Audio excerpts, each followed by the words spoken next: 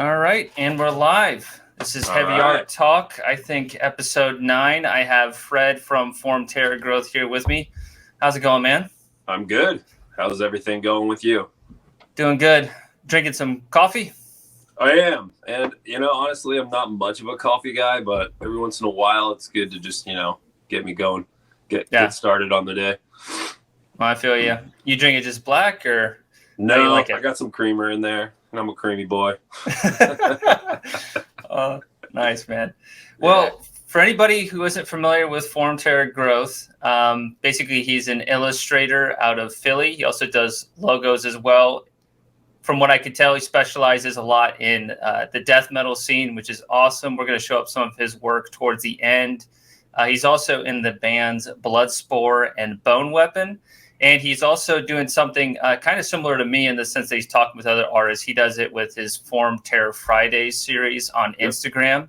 Mm-hmm. So please give him a follow. It's just Form Terra Growth on Instagram. And yeah, man, it's funny. So my first interview with Lucas is when I first heard your name. So I had no idea that there was somebody else out there doing something kind of similar. So then from there, I just started following you, and it's cool to see another person supporting the art scene too, man. Yeah, it's super important to me to inspire anybody that's interested in doing art or basically getting out of their own headspace and thinking that they're not good enough or like comparing themselves to other people. Because I feel like there's a lot of people that are like hesitant to keep pushing their abilities and getting past like those hurdles, and especially like because I've faced those problems, and so I think it's really important to find something that you can get stoked about, and if you're passionate about music, especially like heavy music like I am, I think there's a lot of artists out there that are just like kind of in the making, and they might want to just get an extra source of inspiration. So that's kind of what I'm doing. And then it also just gives me a nice excuse to talk to different artists and learn about their process and their technique. So I think we're on the same page there. Yeah, it's been great. Had I think over 25 episodes now, and it's been so cool getting to know different artists that I look up to, different artists that I've been, kind of familiar with their work over the years and being inspired by them as well. So yeah, it's rad. So thanks for having me. Cheers. Oh, of course, dude. Yeah. And I pretty much gain a lot of the same types of things with this show, and the same thing with, I hope people watch it and they can understand not only like how kind of accessible it is within the metal scene in terms of like, it's not that hard to connect with bands. Now, don't just start like spamming them and stuff, but like it's pretty easy to talk with people in this day and age, both at shows and also online. So that's been something that's been really refreshing. And I totally agree, man. Like, no matter how good you get at like illustration, there's always somebody like better. And there's like the negative side to it. So if you're in a bad mood that day, it can like kind of get you down. But then if you're in a good mood, at least for me, it's like, okay, there's still more to grow. There's still more to do. I mean, it's just a journey. Yeah. So exactly. I'm right there with you, dude. Cool. So how did you like start getting into art then? Was it something you did as a kid or as an adult? I definitely I had a bit of an imagination. I made my fair share of Ninja Turtle knockoffs and weird, just strange characters or whatever from watching TV and stuff like that. But I didn't really get into art like after high school because I don't know. I was like just part of a group of misfit kids that just like skated and drank beer probably way too early and smoked weed and stuff like that. Yeah. And after I realized I needed to get the hell out of that town and stop just like sitting in my friend's dark basement and giggling at dumb shit, I was like, I have an opportunity to go to school where my mom's working. So I went to UArts, and it was a game changer because I was being very influenced by the music I was listening to, and the art covers on, you know, different records. So I like really dove in deep with pen and ink to go to, you know, going to school for illustration. So that's really like where things picked up. And I was also starting a band with a friend of mine, Evan Void. We started this band called Sagicacia. It was like I know that sounds like a mouthful, but it was just like a two-piece sludgy, like we called it DMT, Black and DMT. That sounds way ahead of its time, man. Yeah, it was just like, it was like Mastodon influence. There was like Gojira in there. It was like kind of like I didn't even realize what influences were really melding into there. I was just kind of anxious to make cool music, and his riffs were incredible. So we were playing music and I was making art for us, and then, you know, simultaneously going to school and learning, like, you know, tools of the trade and things like that. So I would say, like, really the art stuff, my illustration career or whatever, started to actually come together in school. And that's when I met Mike Wahlberg, who's actually he does all of the artwork for Decibel Magazine. I believe his title is Director of Art and Media for Decibel Magazine, but I'm probably botching that title. Either way, he's an old friend, and the funny thing is, like, we met at a Wormrot show because he had like a gig poster at Kung Fu Necktie, which is like a local I've heard of it, that everyone goes to for heavy shows. And it was cool to meet him because, like, I had seen his work online. And then the very next day, he was doing a fucking like special like class teaching in my class of like knew where you were, of like basically doing what I've been doing to this day, which is like extracting line that's ink from paper after scanning into a digital format and creating shirt designs and creating gig posters and things you can be screen printing. And so we go back, and he's always been a huge inspiration for me. But it was just so funny that, like, hey, I saw you yesterday. Like, now you're fucking teaching like a guest spot. Yeah, so that was pretty cool. But yeah, UArts, I graduated 2013 with my BFA in illustration, and I've just been pushing, you know, kind of on and off, but more so after the pandemic, I really fucking leaned in. So yeah, you know, I've just been doing that, and it's rewarding, man. It's fun. I love being a part of a scene. You know, I've always been involved with music and heavy music, and getting to know bands has been pretty commonplace for me in my life. Like, I go to shows, I talk to bands because I'm either playing those shows or I'm just a fan of the music. And then, you know, we work it out. If they dig my artwork, I make something for them. And it's a pretty sweet, you know, thing that I, you know, feel like without it, I don't know what I would really like enjoy about life. I love music. So it's like, I have to be doing this. I have to create, or I get like antsy and I feel lazy and shitty about myself. So everybody should make art. Yeah. Of any type, really. Yeah. There's so many different forms. Yeah, exactly.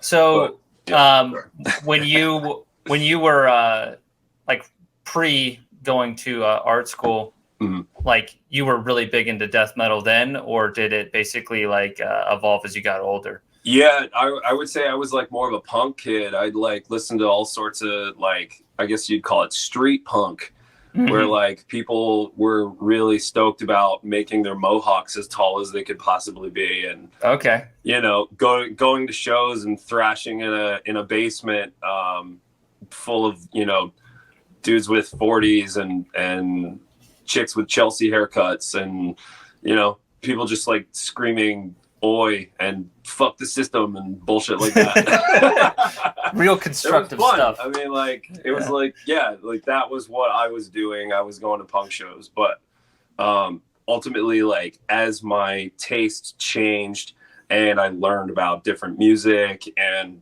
you know, like I was turned on to different things, I just kind of graduated. Like I gradually moved towards metal because of, you know, as far as like what punk is, as like creatively, just didn't really satisfy me after a while. It was just kind of, you know, it's just very simplistic melody, like very easy chords, and like, you know, it's more about like what you're saying, like just like camaraderie, like with other people, just yeah, let's fucking drink and fuck everything, and then there's metal, and it's like way more artistic. There's a lot more creativity there. There's a lot of pulling from different, you know, passions, you know, when it comes to, you know, art and media in general. And yeah, it just like that spoke to me way harder. So like, you know, as I got more into metal, then I kind of like from punk kind of got into like sludgier stuff. Like I just like I like to say that Kylesa was my kind of like that bridged the gap for me. Oh yeah. Then it got me into like heavier kind of like doom kind of stuff, like Neurosis. And then from there, kind of just like seeked out other sources of heavy. And there was black metal that kind of came from my, you know, Evan from my old band. And we just kind of started embracing black metal. And I was doing drumming for different, like, you know, like just learning different styles of music. And then I kind of shied away from anything double bass because I just like couldn't, like I'd never challenged myself enough. So like death metal, like I categorized death metal because I had heard the wrong shit. I heard like metalcore and deathcore, and it was like too similar to everything I fucking hated. Like it was just like too bro-y, like too like, I don't know. It was just like excessive double bass, like sounded like a robot. And I didn't fucking care about it. You know what I mean? I liked old school heavy metal, like Iron Maiden and Judas Priest a little later on. And like, like, I don't know. Eventually I came to like, you know, getting bored of like stoner doom and shit like that. And I really started to embrace like the third wave of death metal. I'm definitely a death metal baby, if you will. Right. But I like made myself learn double bass because I just felt like I wasn't challenging myself enough. And there was too much music that I was getting into that had it. And I was like, fuck, man, like I should be able to do this. And so eventually I just pushed myself to learn double bass. And that's like when I really started diving into death metal, like when I felt like I could be a part of this because it was something that like I wanted to be like more involved with musically in general.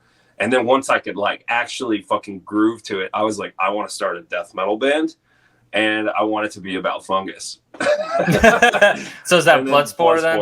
Yeah. Yeah, dude, but yeah, and then ever since then, it's been just like I've just been going deeper and deeper into like old school death metal. Thanks to Luke, he's got like old demo tapes from fucking Demolich and Goraphobia and fucking Amorphous, and like yeah, I'm like learning all sorts of old school, you know, like roots death metal that has influenced so many incredible bands that are, you know, out now and doing their thing, like fucking Cerebral Rot.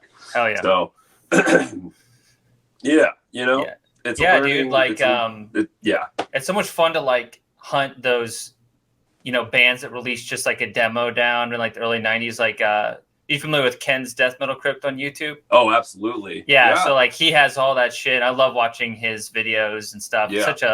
Such a cool guy, man. Good old Uncle Ken. Yeah, he is a fucking like encyclopedia for everything that's like obscure and just like I appreciate the hell out of what he's done to expose people that are interested in like really understanding just how much Finnish and Swedish and US death metal existed before this third wave like really crashed. You know what I mean? Yeah. Like It's been really cool. It's a lot to take in, but there's so many sick bands that influence such, an array of music, and I think it's important to understand where like the movement came from, and it's still a learning curve, dude. I struggle to understand and like actually be able to talk about it like without popping into Metallum every once in a while. Yeah. But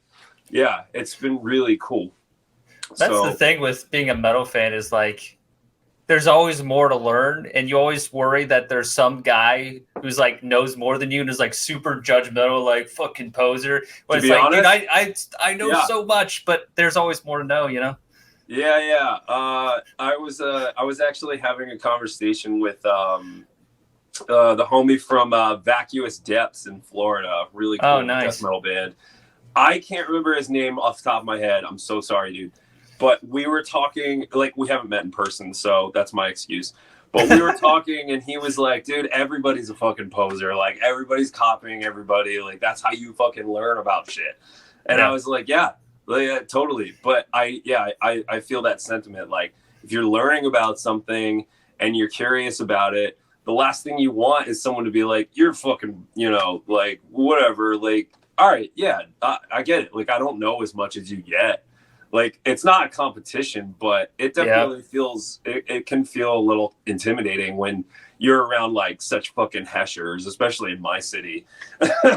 Yeah, dude. But Atlanta scene's a little bit like that too. There's a lot of mainstays, but people are really friendly here, which is nice. No, absolutely. That's the same here. If you break past the barrier of like feeling like all eyes are on you because you don't, like if there's something that like you just don't feel like in touch with, you actually have a conversation with those people and they're fucking warm and, very like embracing and super fucking down to earth and chill and friendly.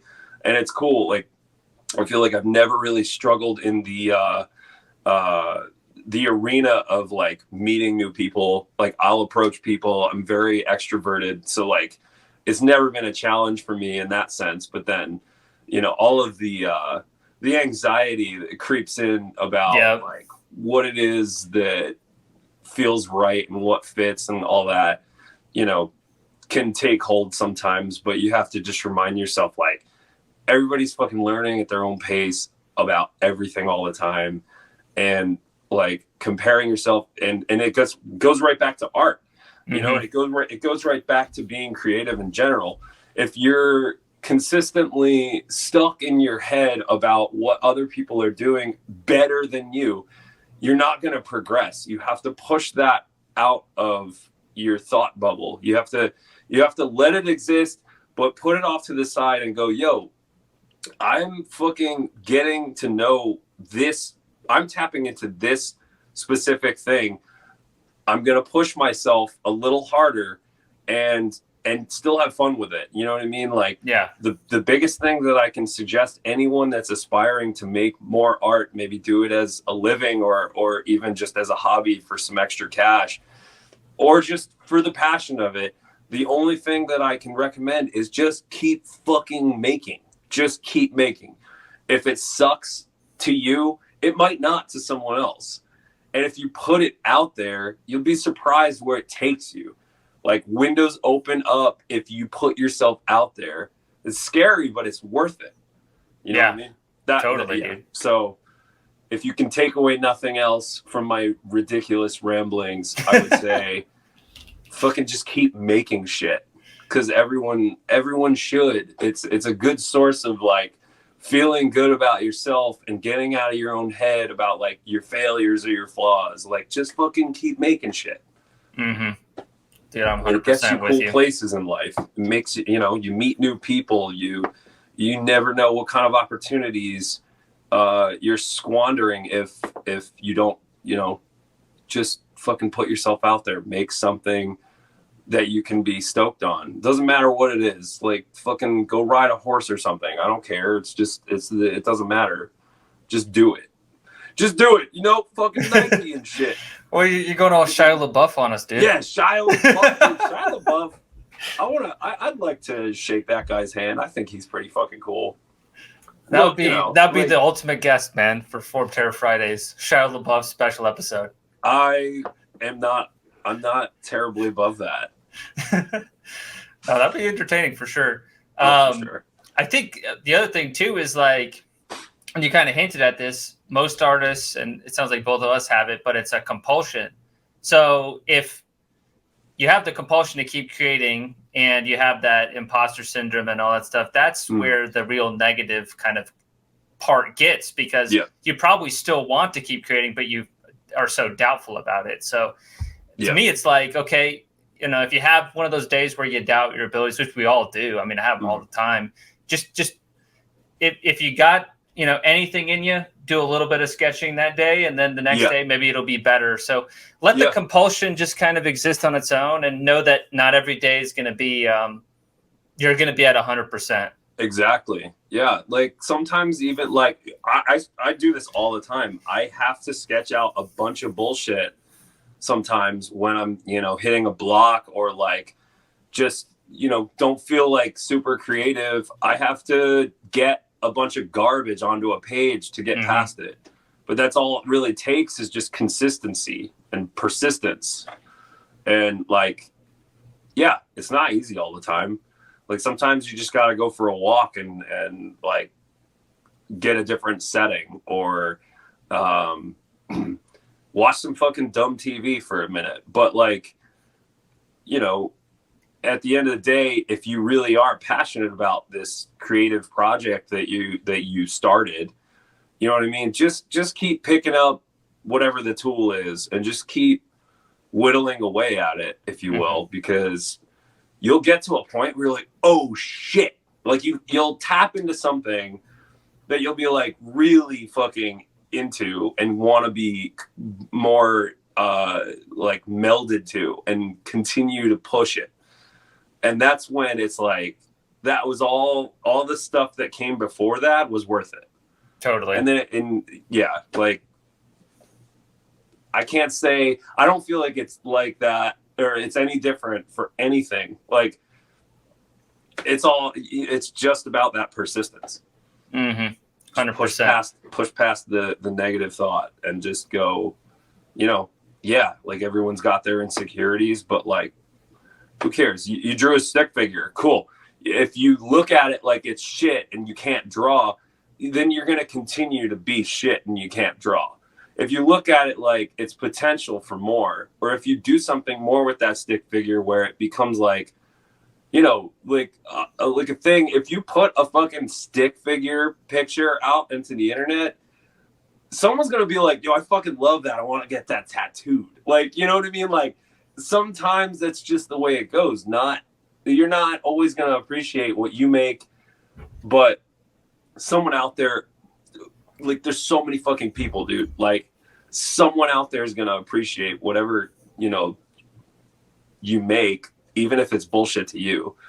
But there's that, like, finding that medium where like, or like that sweet spot where you're like really proud of what you've made and people are stoked. Yeah. And that's rewarding. I think it's worth it. You know what I mean? 100%. Wanted to shift the topic back to death metal for a second. I had kind of something that I thought would be fun. So yeah, let's go to like 90s and kind of like what the different regions of the world sound like in terms of the death metal sound, right? So there's like the Finnish death metal sound, Swedish, and then in the United States, there's the different states. So let's say you had to pick 3 regions of death metal as your favorite. I mean, you just named them. Sorry. Okay. Yeah. Yeah, I would definitely say, I mean, I'm delving more into Swedish death metal lately, but Finnish has always been, I think, like a top contender for me, just because of like how slow and evil things have been. And I lean more into like Death Doom than I do like a little more, like a little faster stuff. But peppered in fast stuff to me is it keeps it interesting. Obviously, some bands, you know, will get like I like Aberrance has been really fucking sick. But then there's also like there's bands like Ripakulu that's just like undeniably sick because they're just so fucking that's some speaker rap shit. fucking heavy. You know what I mean? Yeah, it's kind of tough. Like I don't think I could pick one. Like I see like people posting you know, like pick, you know, Finnish or Swedish, and it's like I can't because there's so many fucking cool things coming out of or that came out of both regions. So but then US like bands like Cyanide and fucking Derkata and like even before Derkata, Mythic, like they just grab me by the fucking sack and just pummel me like you know, and it's not even like it's not about the production.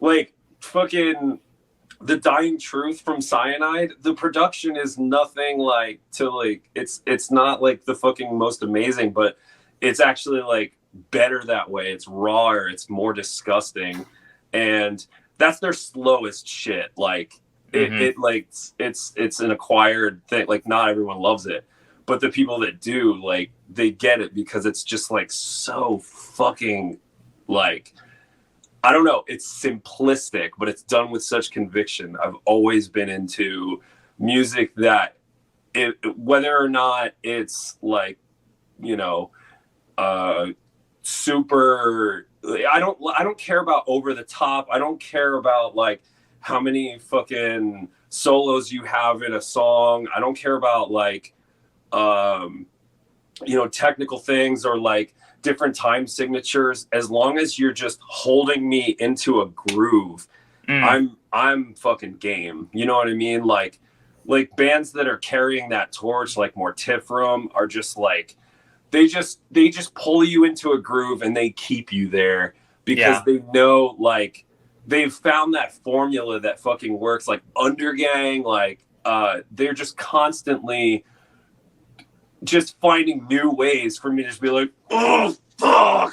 I think that's probably the drummer in both of us, you know, that like is just drawn to that because I'm with you're a drummer as well.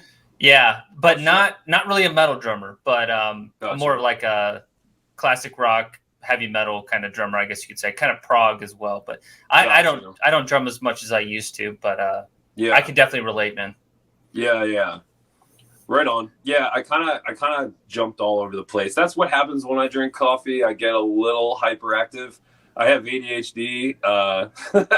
It's all good, dude. Yeah, I tend to just like go off the rails if you don't suck me back into the on track here. No, that's cool, man. My channel is so small that I don't think I have any risk of being demonetized for the expletives, so I think we're okay. But yeah, for me, like in terms of that same question, I mean, I'm obsessed with like the early New York sound. You know, like Suffocation for sure, Internal Bleeding, Pyrexia, like where brutal death metal started, definitely is big for me. Of course, Florida. But if I had to like pick between like Swedish or like United States death metal, I would have to go US. I just listen to it a lot more. Not that I have any beef with the Swedish stuff. It's just I don't crave it as much for some reason. Well, I think brutal death metal came a little after the movement that happened in Sweden and Finland. Luke is a big fan of like brutal death metal, or like where it rides that cusp. Like what you mentioned, Suffocation is like one of his favorite bands. You know what I mean? Like, yeah, that's less in my. That's kind of like on the outskirts. Like I can appreciate some of the like the earlier Suffocation, but like, you know, like as far as like technical or like a little bit more on the progressive side for me, like I guess like it just doesn't it doesn't do it for me as much. It just kind of goes over my head. It's less for me to grasp, but you know, to each their own, you know. Like totally, like this, you know, there's also a lot of cool bands.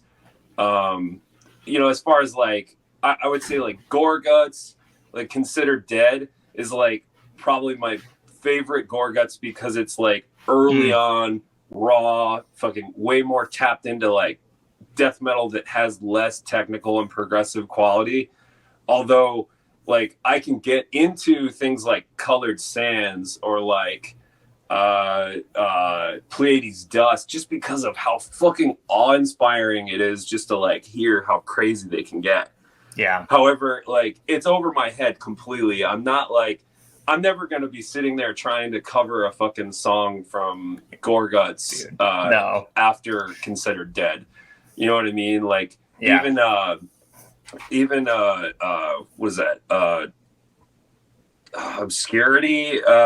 Like, even after Obscura. Even after Considered Dead, like in that area, it's just like it just becomes there's just like a little bit more to fucking figure out, and then it's just homework. Yeah. I know what you mean. I'm a very simple dude. I like fucking very to the point shit. I play that way, like musically, like in Bone Weapon. I'm just like, I want to do raw shit that's just like to the point beats, stay in a groove, like hit you with like different grooves, like, you know, like figure out how to transition into like different tempos and things like that. But all the same, like, I'm not gonna go like and do like some fucking crazy time signature. It's not really in my interest. I'll fuck with like, you know, 5/4 or like 7/4 every once in a while in Bloodsport, and just like mostly because Luke pushes he's always like pushing me to, you know, embrace something more than 4/4, of course.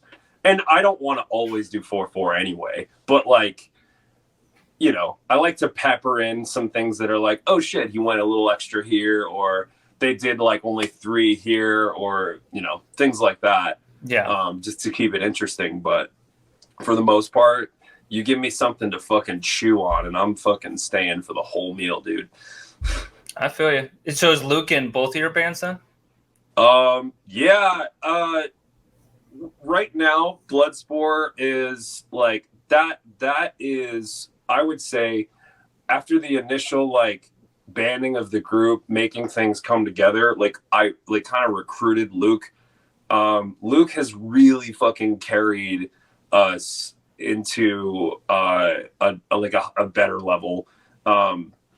He's consistently writing and giving us stuff to, you know, like he's bouncing ideas off of us. He's giving us pretty much like full composition ideas, and then we're just like kind of breaking it down and figuring out what works. Like he's constantly, like, when he comes home from his like very demanding job that he works crazy hours for, because he's, you know, he's managing a lot, he'll come home, and to decompress, to be like in a relaxed state, he just is fucking riffing like a fucking like maniac. That's his way of like relaxing. It's insane. And he's, you know, he's always just like making new music and putting it in a folder for us to listen to, and coming to the, you know, bringing it to the table when we're recording.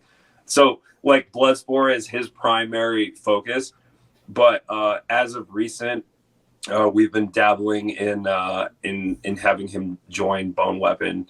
We're still not at a point where we are going to, like, it's not, it's bubbling in the cauldron, if you will. Right. But yeah, he's the only guy I would have thought to bring on for an extra guitar, because he just picks things up so naturally, and he's just an incredible musician. So yeah, it sounds like you guys have a good partnership. Yeah, absolutely. He's my roommate. Oh yeah, he can't get too far away then. Quite a bonding over the years. I've lived with him now for two years here in Philly after I moved back from New York. So like, yeah, I feel like our relationship has blossomed into something fucking extremely drippy and vile in Perfect. the best sense. Just like your art too. So match made in heaven, man. Yeah. Speaking of some music, you got any recent albums that have been really just rocking your world? Yeah, I have some tapes behind me. Oh, sick. So you collect? Yeah. I got into collecting a lot later than I feel like I should have, but All of us have. and time and devotion to that stuff wasn't taking priority earlier. Yeah. But I will say that it's very rewarding and very it keeps you grounded and in touch with what the fuck is actually being put out by such excellent musicians. So right now, I would say the thing that I'm most stoked on currently, aside from some old school shit, like I just got, let's see. Okay. So I got a couple things here. Yeah, I'm going to blow you up. All right. First of all, I definitely need to fucking take some time to say Putridarium is fucking awesome. Oh, cool. I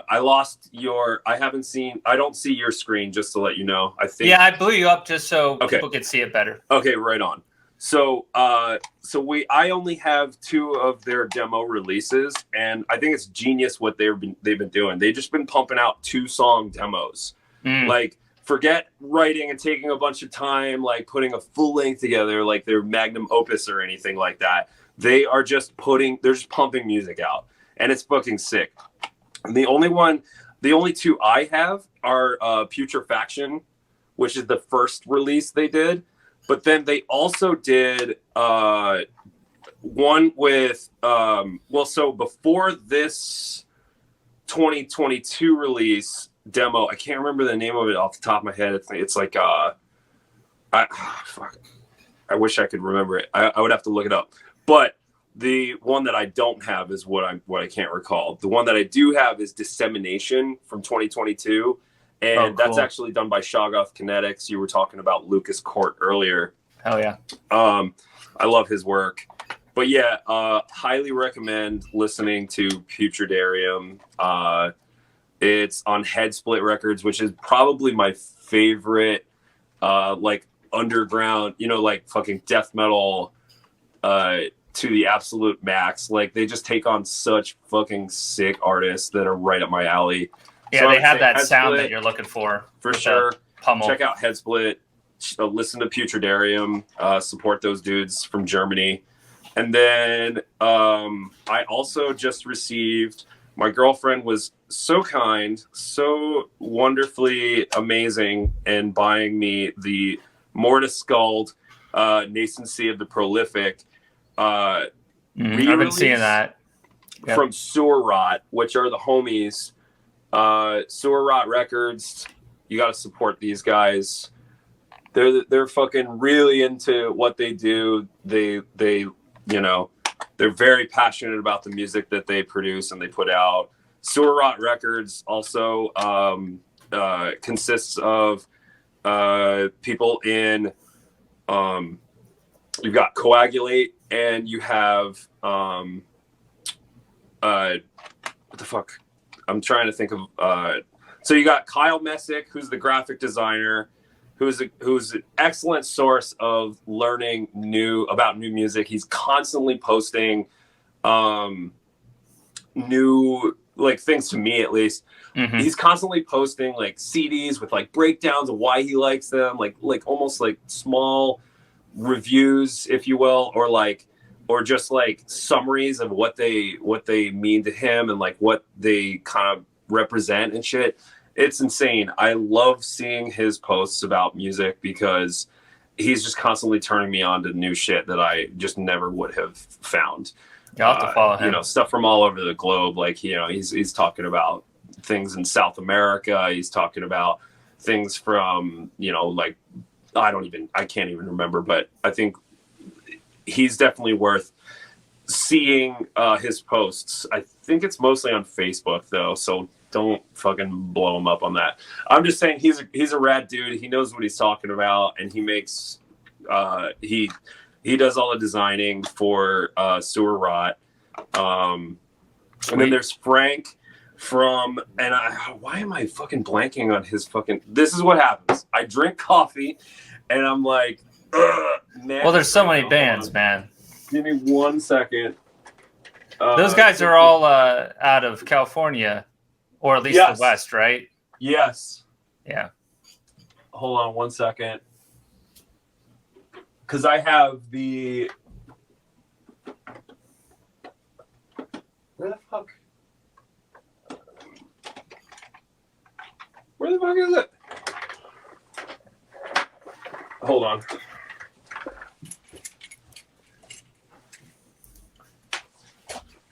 Okay, sorry. I don't know why I blanked on that, but it's Frank. He's in this band called Soul Devourment. That's yes, excellent.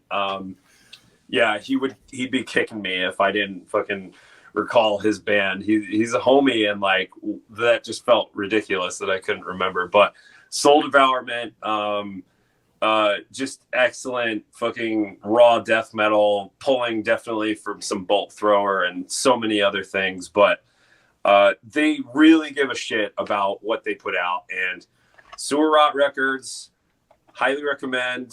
They're always putting out rad stuff, but they did a re-release of the Mortis Skull, Nascency of the Prolific.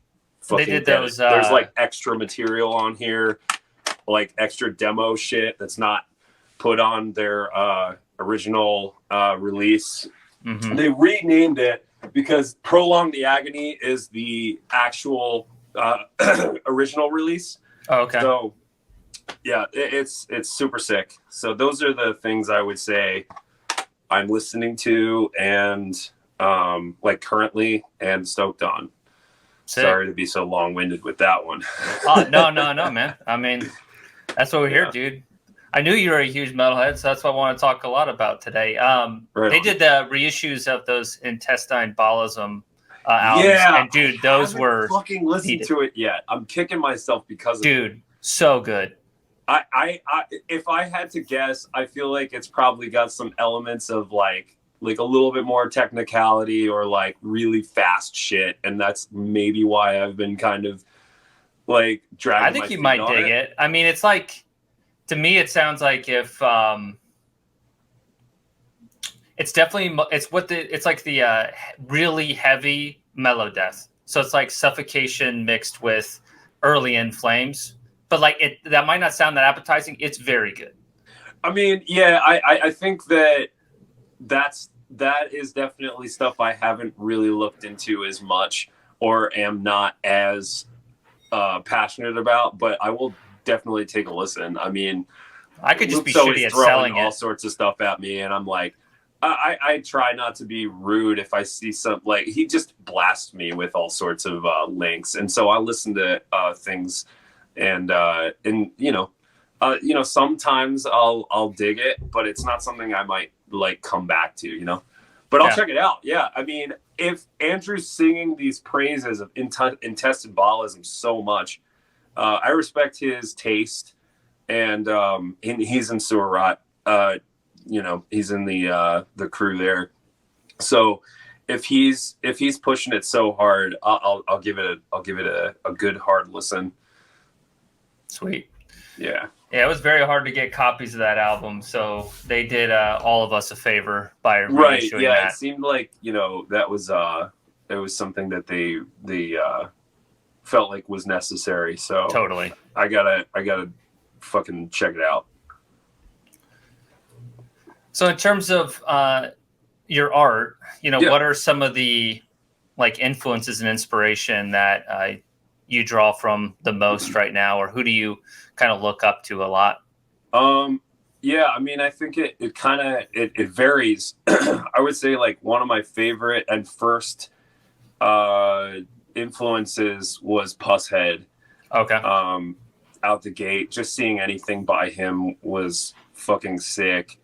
And then it kind of tied in to looking at the sludgier stuff at the time, like Kylesa and like, you know, Baroness and stuff like that from Savannah John scene. Baisley.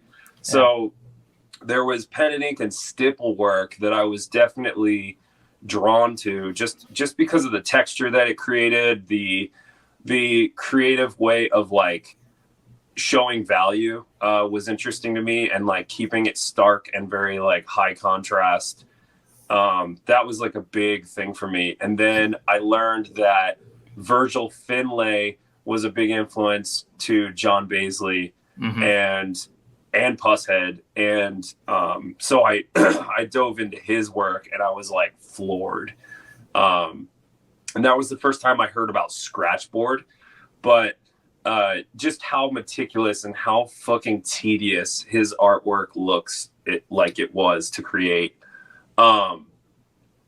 is just fucking awe-inspiring. It's just incredible pointillism and smart black and white like understanding of lighting. And I'm still trying to grasp hard shadow and hard light constantly in my work, but he's a huge influence in that realm of understanding light and shadow. And then I would say Mark Riddick absolutely is an influence, just because his work is so identifiable.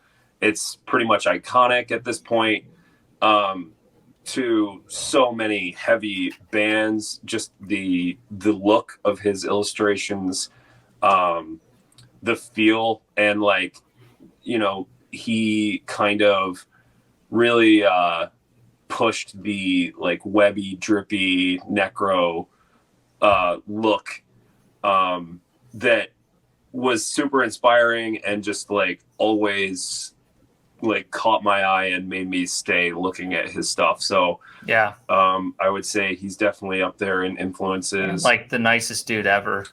Oh, absolutely. And then like people that inspire me, like peers that inspire me that are like older, Paul Romano was a big inspiration. And I had the pleasure of meeting him back, I don't know, like probably 5 or so years ago, because of a and also Jeremy Hush. I'll mention him too because they both lived in the place I'm mentioning. The Convent is a gallery space that ran out of their own home that was actually a repurposed convent. And, you know, there's like stained glass and like pews and shit. And it was a beautiful space to just go and look at dark, like, you know, dark artwork that was in that same realm of punk and metal, like embracing that scene, that vibe. And that was a real treat because I had already been into the music that they were creating illustrations for. Paul Romano, of course, if you don't know, was the creator of a lot of the Mastodon album covers. Including Leviathan and so the White Whale illustration that he did is actually up. It's huge.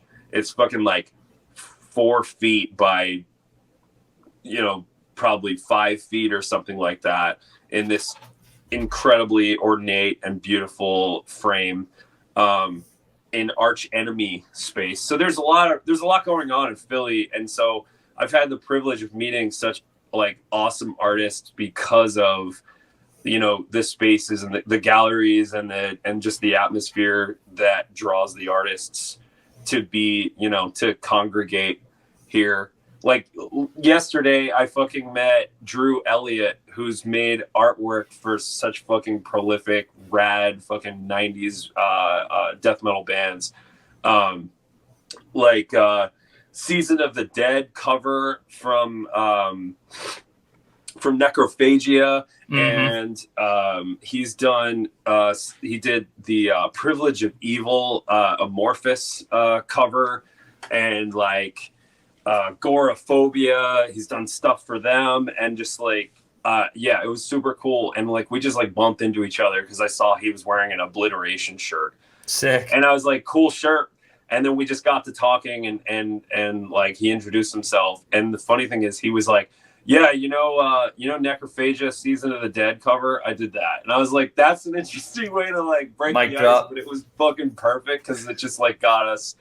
We were talking about all sorts of cool shit and like, I'm hoping to have him on FTF. I think it'll probably happen eventually. I think he's going to go on the show with Roy, the Death Metal Podcast, with Necroharmonic. I hope that's not spoiling anything. I don't know.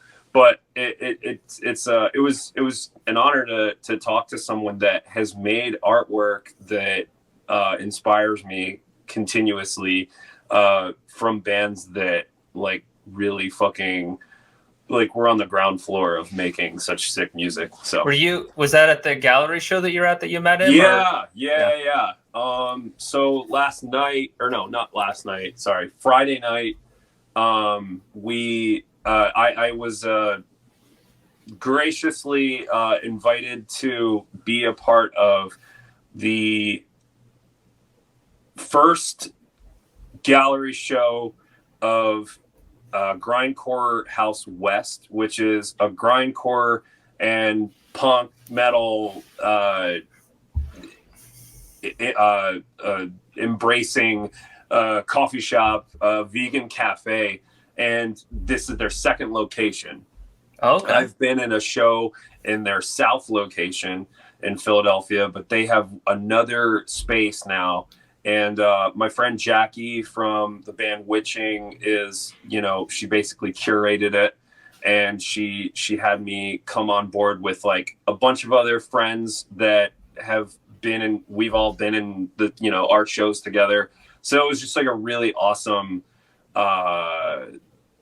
reunion, if you will, of artists and friends, and really excellent work, very talented artists, all coming together in a space that is new to us, but also very familiar because it was like basically a copy, if not a better version of the first location.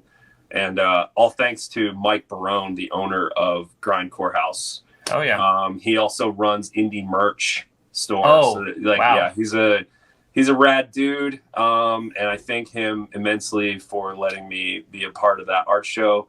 But it was so fun. It was a really cool time. And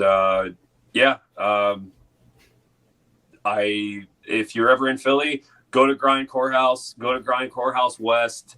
Get yourself a pastry, get yourself, a vegan treat, get yourself a coffee, and check out some art if it's on the walls. There's probably going to be more shows.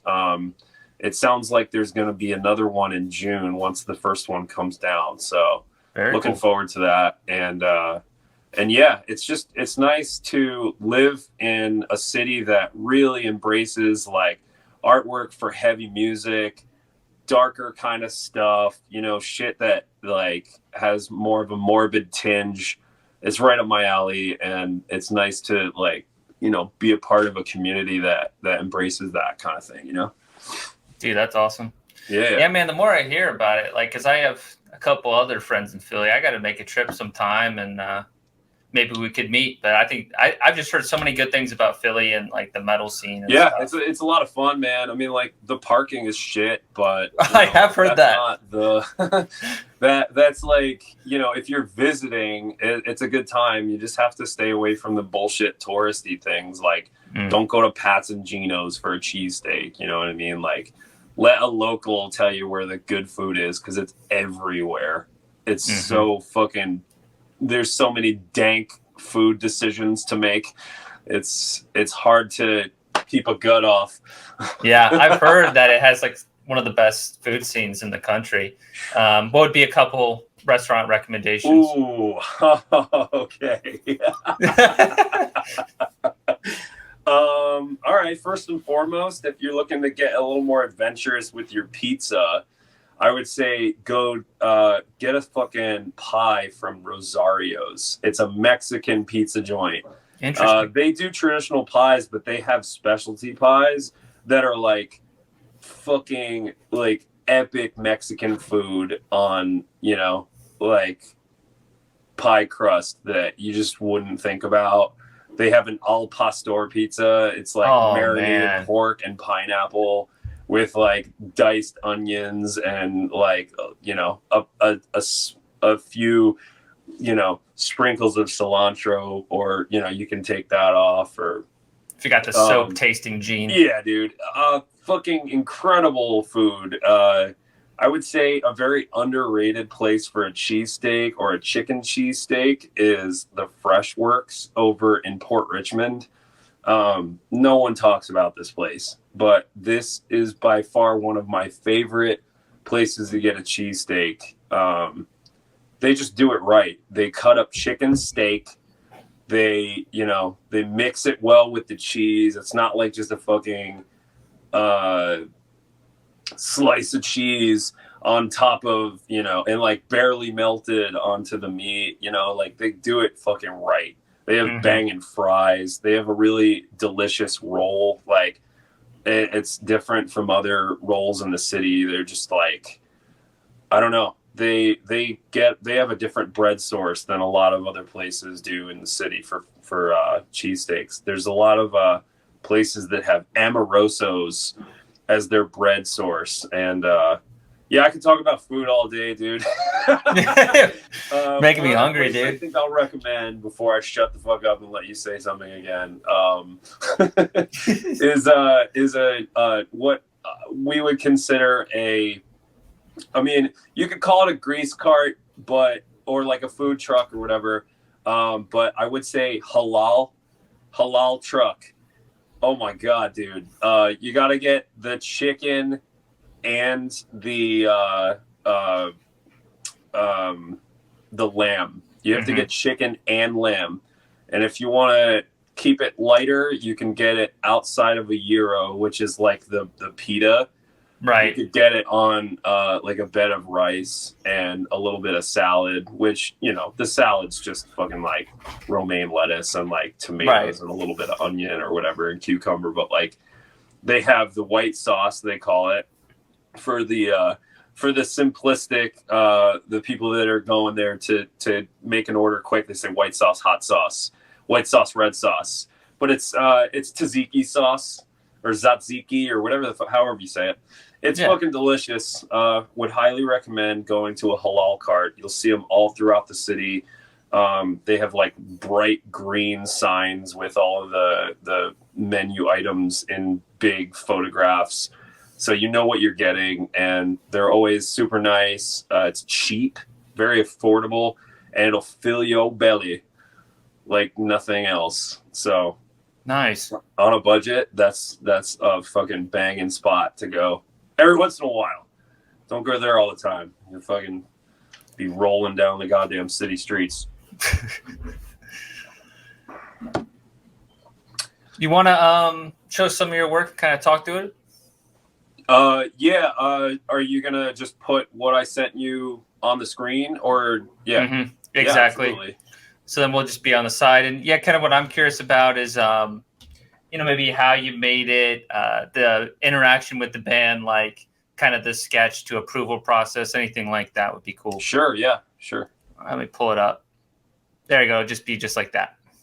Yeah. So the first one that you'll see here is the cerebral rot design that I made of like a fucking cadaver being opened up. And, you know, gnarly. Further delving into a little bit more of a gory side of my imagery that I've been, you know, embracing more through my, you know, through the annals of death metal. But Cerebral Rot, fucking excellent band. I can't say, you know, I can't sing their praises enough. They're just an excellent fucking band, pulling from old school style and doing it right. I had the privilege of seeing them with Dead Congregation in Baltimore the other day, put on excellently by Hassan and Ripping Headaches, and of course made possible by a dude named Sadat, who puts together some really sick bands from overseas tours. So I got to shout those dudes out. Yeah, Cerebral Rot, I had the pleasure of seeing them in Philly for the first time, and that's how I got the shirt design but there's a little bit of a funny story there. I'll try and keep it short and sweet. I met Ian after they played their show at Kung Fu Necktie, and I was talking to him with a friend, and I was doing, something silly, and like I kicked my foot out, like emphasizing some dumb thing I was talking about, and his foot was directly in front of where I kicked, and I ended up kicking his foot, and apparently he had just injured his fucking foot, and I kicked it. And like I kicked it hard enough for him to be like fucking wincing, and I was like, dude, I am so fucking sorry. like if there's anything I could do, I was like, I'll make you a fucking shirt design, like you name it, like just I'm so sorry. And then like, and he was like, it's cool, man. And he's like fucking limping out into the van, and I'm like, oh I'm the fucking worst. And then like the next day, oh my God, dude, I was fucking mortified because the next day fucking Cerebral Rock canceled on their Baltimore gig at Atlas, which was also run by Ripping Headaches. And I was just like, dude, I fucked up so hard. It turns out Ian had gotten food poisoning that night from eating some bogus place around the city or whatever. And I didn't learn this until I reached out to him, and I was like, dude, I'm so sorry. Like, I really hope that like your foot heals up. I'm sorry you guys couldn't play. And he was like, no, man, that's separate. Like I ate some shit, like fucking bad food. And I was just like, I just couldn't get on stage. So we just didn't play that night. And I was like, oh man, okay, well, offer still stands. If you want a shirt design, you let me know. And I'm all over it. And he was like, all right, cool, man. I'll keep that in mind. And then a couple months later, he hits me up and he's like, we're going to Europe. And I want to take you up on that offer.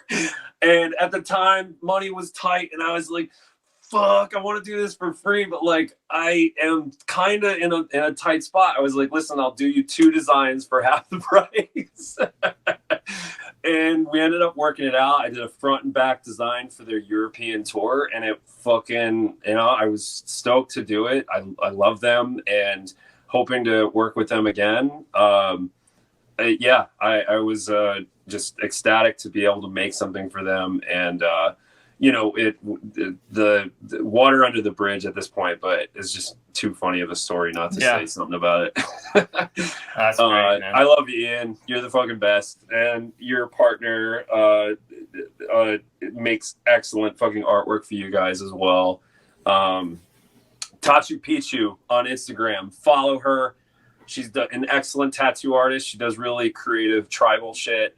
Yeah, her stuff's awesome. Stuff that like I wouldn't even like when you hear the word tribal, you might be shied away from it, but dude, she makes sick tribal and also just really fucking gnarly faces and skulls and stuff like that. So follow her on Instagram, Tachu Pichu, like Machu Picchu but with a T. Yeah, I love her work, man. I didn't know that she was with him, so that's the relation there. Yeah, absolutely. Yeah. And I got to meet her twice. I saw her at Maryland Death Fest, I think for the first time. Or was it? Wow. Yeah, no, I met her once. It was at Maryland Death Fest. So that was really cool to be able to talk to her and just tell her art's awesome. But yeah, Cerebral Rot, absolutely recommend them. If you don't listen to them, you need to fucking do so. They're just amazing. Anyway, I'll move on. I don't want to be too long-winded on all this.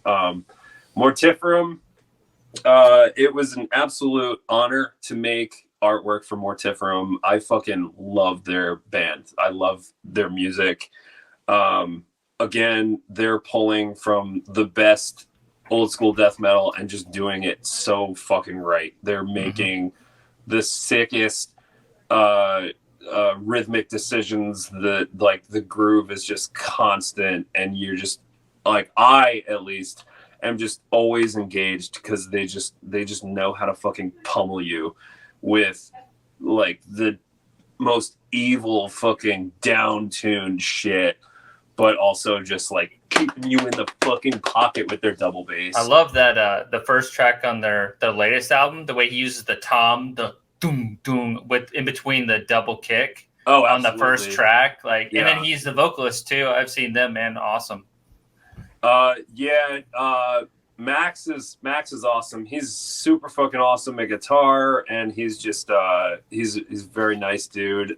Chase is probably someone I would consider to be closer with, because I had a Form Terror Friday with him about his artwork, and does he do the covers? Segue here. His artwork for Preserved in Torment is actually playing a part in this design I made.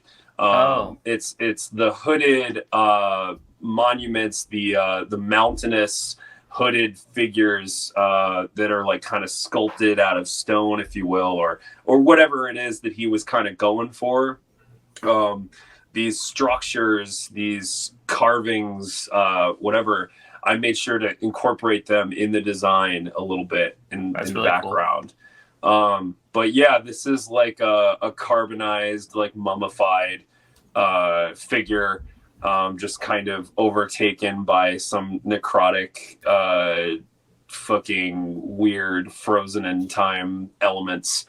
I just really fucking love their music, and I kind of wanted to touch on the title of Preserved in Torment. So sure. I would say, you know, I wanted that figure to look tormented, and I wanted it to look preserved, and I feel like I nice. Both of those things. Working for them was rad. I hope to do so again, and so that's pretty much what I'd say about them. Definitely listen to Mortiferum. They're like one of the best death metal bands going right now, in my opinion. And then Innumerable Forms was also a fucking treat to make art for, because they're right up there with Mortiferum and Cerebral Rot, to be honest. As far as bands that I just fucking love right now. It was a pleasure to work with Jensen of Iron Lung Records, who's also in the band Iron Lung. Okay. And Innumerable Forms is just undeniably one of those bands that's just doing it so fucking, doing death metals, you know, so right. Once again, pulling from that old school Finnish and Swedish death doom fucking goodness that it's just I was so stoked to get asked to do that. There was no prior engagement with Jensen that brought on this working with them. No, there was. I'm sorry. I thought it was out of the blue, but no. The first thing that happened was getting approached by the dudes from Ossuarium. Oh, yeah. Started a new band. Two of the members started a new band called Somatic Decay, and they are on Iron Lung Records. And so I met Jensen through that, because I was doing the design, like the layout for the release of the tape. And through talking to Jensen, you know, he liked the art, so then he approached me for Innumerable Forms, and I've had the pleasure of working with them twice. So that was definitely so cool. But yeah, also Somatic Decay. If you haven't listened to Somatic Decay, definitely fucking worth it. Another rad project that also the logo was created by none other than David Mikkelsen from Undergang. Oh, really? And fucking Phrenolith and Sequestrum. So it was an honor to share designs on a release like that too. I would say I feel like I've talked too much. No, you're good, man. So with this piece in particular, what was Yeah. the inspiration? I mean, the name's innumerable forms, and I kind of even feel that the design has like that shape shifty kind of morbid twist. Is that kind of what you were thinking? Sort of. I think that was coming more from a mental state that I was in, kind of. Mostly, he kind of let me run with the concept on this. This was the second design I did for them. So like at the time, I had a sketch that I did when I was just in a weird headspace, and so this is mostly about, you know, like inner dialogue, twisted, like negative thought, like and just otherworldly, I don't know, I guess, like I would say like the inner workings of a headspace that's not it's treacherous terrain, you know what I mean? It's like weird, it's the part of the brain that just is dripping with animosity toward yourself, like consistently trying to pump more negative and less positive into your head, and like getting out that, like illustrating that kind of thing is helpful because you can separate yourself from those thoughts, I think, from expressing them on a page. Like, you know, it kind of goes back to what I was talking about before, where like what your mind is putting into your head, like what you're thinking about isn't, it's not always conducive to like progress, and it's not always conducive to feeling good about yourself or feeling confident. And I would probably say like it takes up a little more space in people's heads than it should. Yeah. And for me, like it's been a huge fucking process of understanding how to deal with those thoughts and those emotions. And over time, I've learned, you know, how to give it less weight, give it less power. But yeah, in illustrating, you know, just how it kind of feels, it's been helpful to detach from it. You know what I mean? Does that make sense? 100%, man. Yeah, and I can see that now for sure. Right on. Yeah, there's definitely some agony in that image. Yeah, you can. Yeah. Oh, that's cool. So we got Seraphic Entombment on the left, and then the other one is it Night Hag? That's Night Hag. Yeah, that's the full hag, baby. Nice. Yeah, I didn't want to put just the cover because there's a little bit of a story to that too. I guess we'll jump to Night Hag first. First of all, that's a scratch board design, which is like the other part of my ways of making art. It's not something I do as much as pen and ink right now, but when I do, I like to I don't like to think about it too hard because I don't know, it's not easy to think in negative, right? Like as far as occupying space and light and shadow and stuff like that. And line work. So I can embrace it when it comes to like fucking spectral entities and like weird ghostly glowing sort of figures and things like that. So this was kind of perfect for that.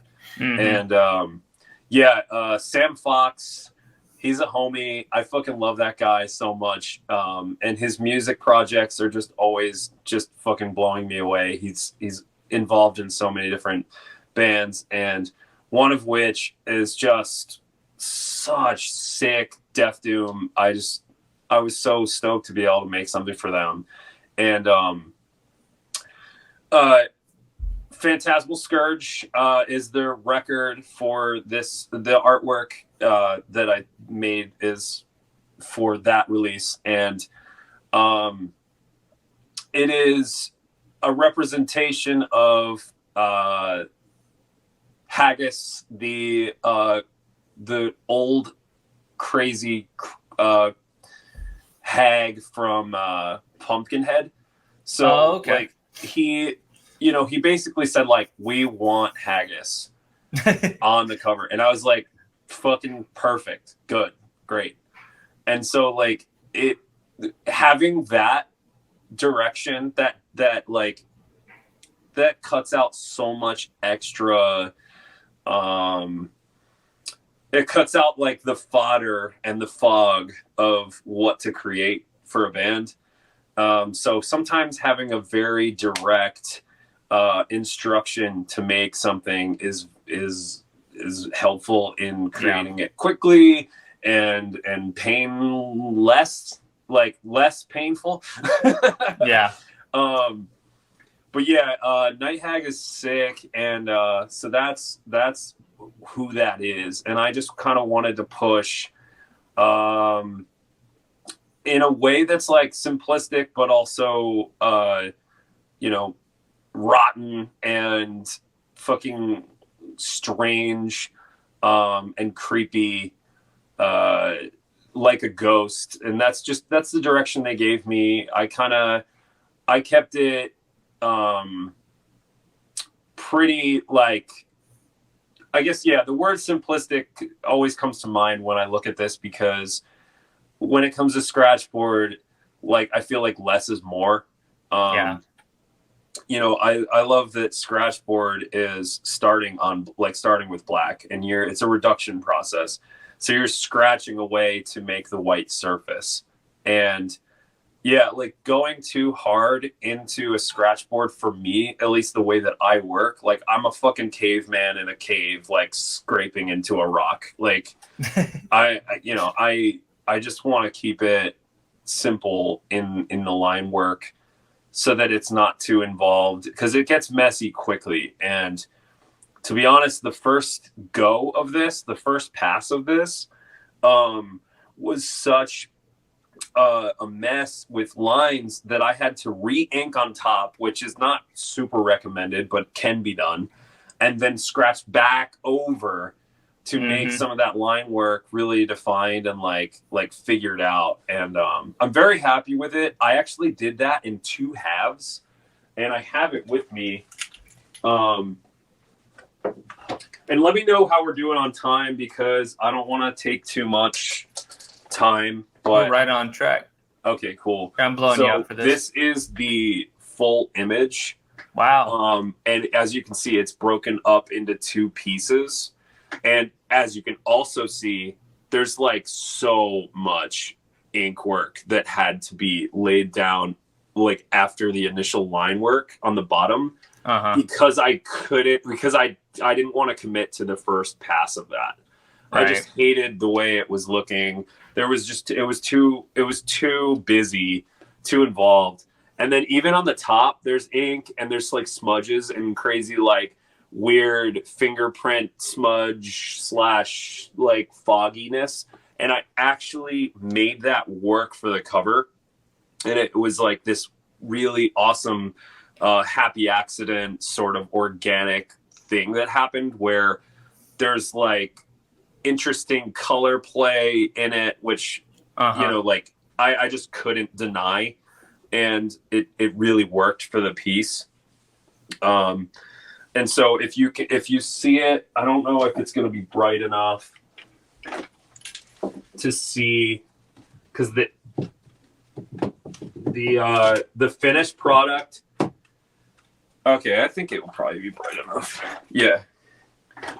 The finished product, which I also did the layout for this release, the CD, the finished product, as you can see, is like, it's playing with that. There's like smudges and like weird, like it almost kind of looks like this eerie glow is happening in certain spots.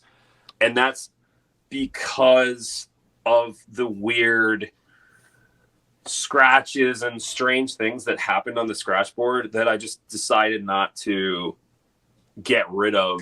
It's a nice happy accident.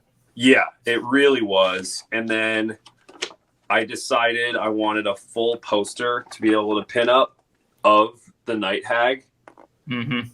So definitely, if you're into Death Doom and you are looking to embrace the new fucking bands out there that are carrying the torch for old school Death Doom, highly recommend Night Hag.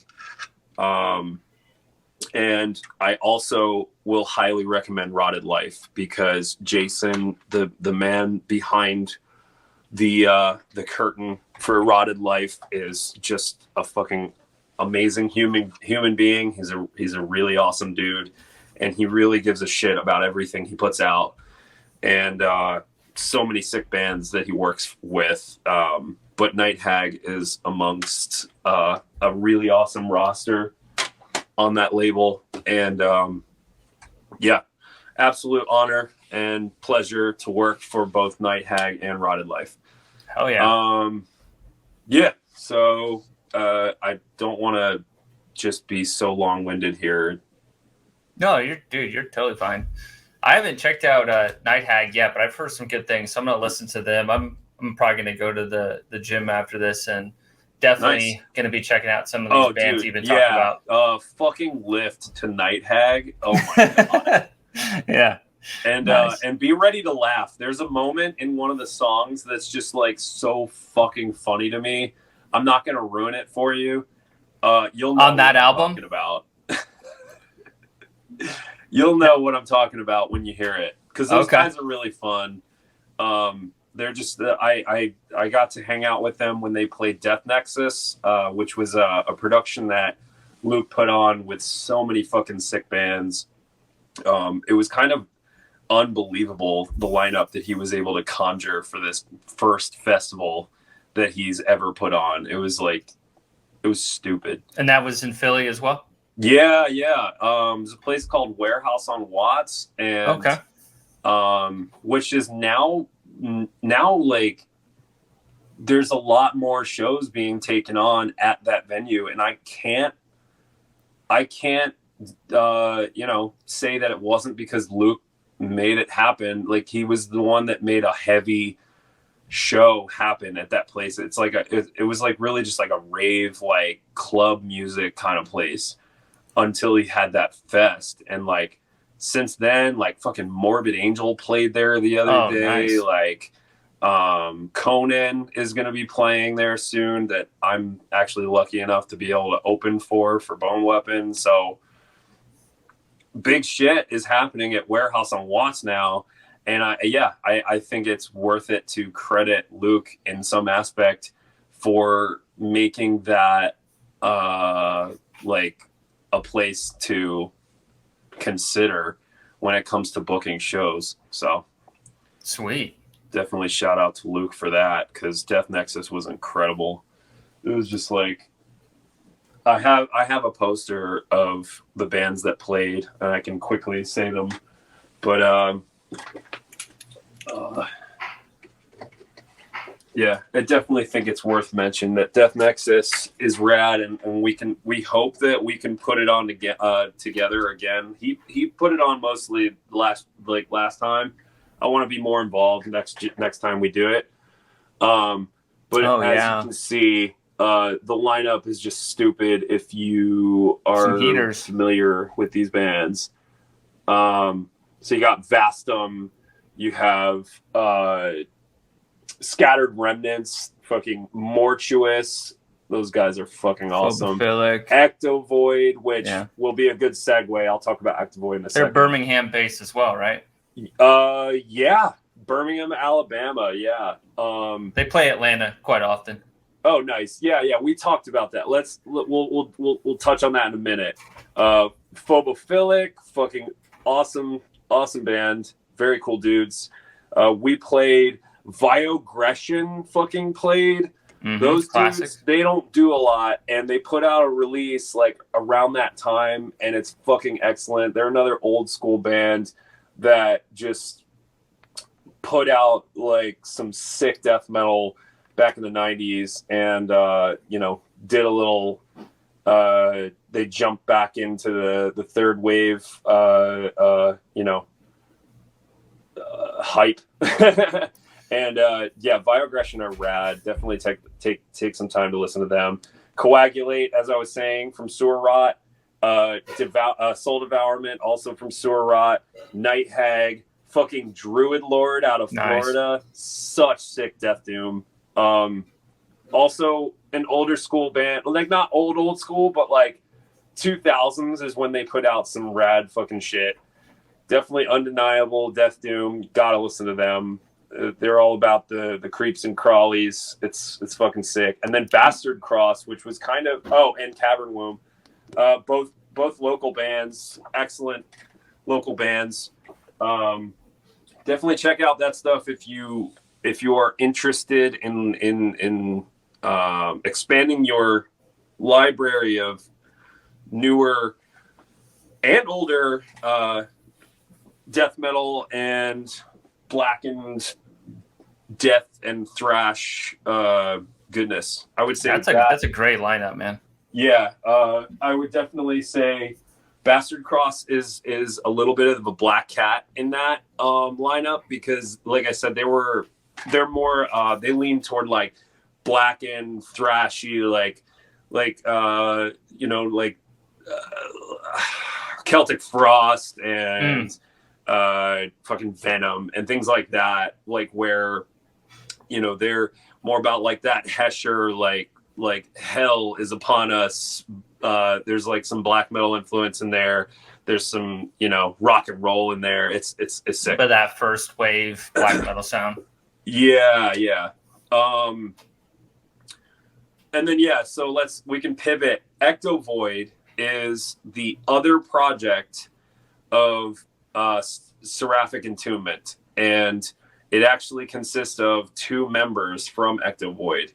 So, and like you mentioned, they're from Birmingham, Alabama, and they're just awesome dudes. Chuck is just such a fucking sweetheart, and I don't know what it was, but he just was like so warm towards me when we met, and I think like he was just stoked on what I was doing, and it was, you know, it was a really awesome experience, and like I had a great feeling about him, and so like working with him felt natural and comfortable. Yeah, and he's just into what I do, and it was really cool meeting him at Death Nexus. So I made a design for Ectovoid, and you know, we were talking about doing more work together, but then they came around and played Philly a second time after Death Nexus, and so I of course went and, you know, supported, and you know, we chucked it up for a while, and he you know, the drummer of Ectovoid, I think it's the drummer, Chris McDonald, he is in another band, Seraphic Entombment, and he had a Seraphic Entombment CD on their merch table. And I was like, dude, I've always fucking loved this logo, and this is rad. I fucking like this. I think I listened to it like once, so admittedly I wasn't like, oh, this is like the greatest music. I was just like, I love that fucking logo. And I took a listen to you guys, and it would be really cool to, you know, to get into something with you guys. So then of course I went home, I listened to it again, and I was like, yeah, fuck yeah. But we talked about doing something together, and then eventually he hit me up, and I was like, you know, super stoked at that point. Already had heard the music, super raw, fucking really creative drumming, and just, yeah, I just took to it. He said he has a specific direction for this, so that was also very helpful. And he said he wanted it to be based off of a song that it's within the two songs that they released on Morbid Chapel, which is the record label that is putting out the Bone Weapons CD out of Poland. Cool. Whole other thing. But the song is called Carried by Claws. And so we talked about a fucking epically large bird creature carrying a poor, agonized humanoid fucking figure being, impaled and pierced by these fucking talons, these, massive stabbing natural fucking predatory talons. So like I love having that much direction sometimes. It's a double-edged sword having that much direction, but I would say in this instance, I was able to read the lyrics. He sent me, I listened to the music obviously, but he sent me like, a breakdown of what it was that he wanted to kind of convey with it, which is it was a simplistic idea in that, like it's kind of speaks for itself. Like the title of it is Carried by Claws. So I fucking made something that is carrying someone by claws. But then I put more into the idea by saying like, how about it's like bleeding into an altar, if you will. And I just wanted it to make it, I wanted to make it more gruesome than it kind of sounded like it would be, because, like if a bird, like, a raptor, if you will, like some sort of hawk or like an eagle is carrying its prey with its claws, it's not necessarily bleeding out as much. It's probably just there's talons, there's maybe a little blood, but that's just it's not acceptable. I just want more blood. I need more drip. I need more fucking disgust coming from the figure, like something to grab onto, grab the eye. I feel like it was a little bit of a challenge figuring out the ratio of the bird's figure, like the creature's size, and the figure's size. We kind of went back and forth a lot. I did like some sketching on my iPad, and we messed with different scales of things, because it was like he wanted to make sure that it was emphasizing just how large this creature was.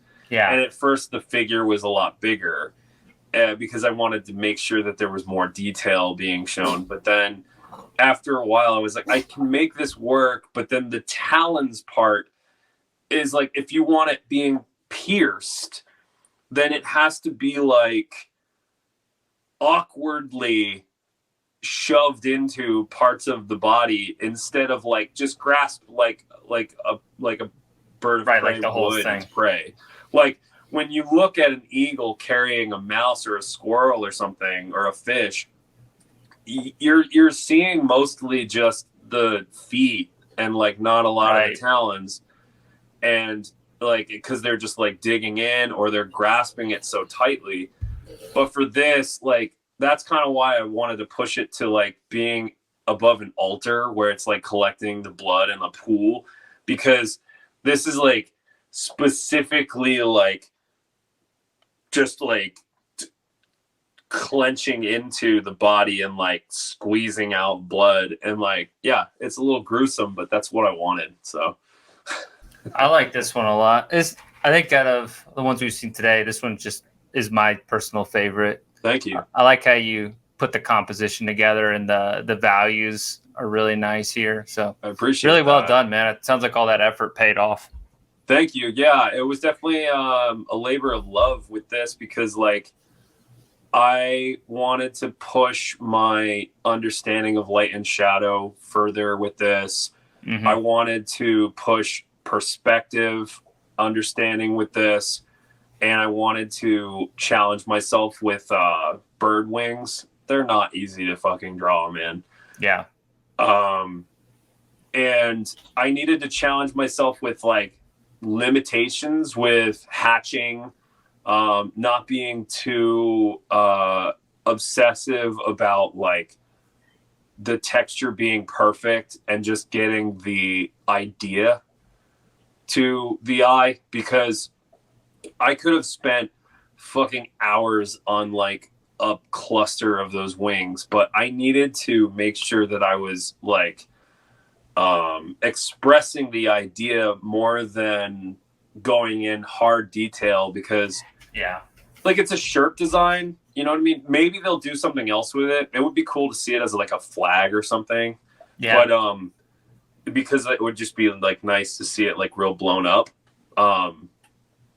I feel like a lot of the work that I make, it's like, you know, it's on like a 9x12 piece of paper, and it's scanned in to be able to blow up a lot larger. So I really would love to see my work bigger, like remade bigger, but like right. But you have to keep all of the idea in mind that this isn't gonna be bigger than like 13x18 on a shirt. This is like, there's a limited size that you can scale it to for it to be a practical print for a shirt, especially because you have to be cognizant of the size variations of the shirt and what that means when you're screen printing on, say, a small shirt. You can't have it go pit to pit all the time. You know what I mean? That shit is crazy. I used to screen print.